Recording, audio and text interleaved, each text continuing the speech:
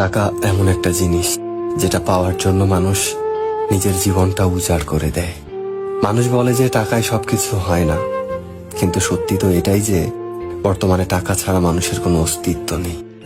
হাসপাতালের অসুস্থ মানুষটা জীবনে বাঁচা মরার সাথে লড়াই করে চলেছে, কিন্তু ডাক্তারের প্রথম কথা হলো যে আগে টাকা জমা করুন, তারপরে চিকিৎসা হবে।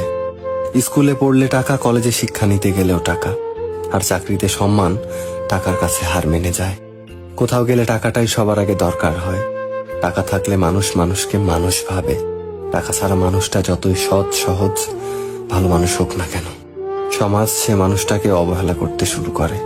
বাস্তবতা তো এটাই যে টাকা শুধু দরকারই হয় না, আজকাল মানুষের সব থেকে বেশি প্রয়োজনীয় জিনিস হয়ে উঠেছে। টাকা আছে সেই ঠিক, সেই সব থেকে সম্মানী ব্যক্তি এবং সম্মানের যোগ্য।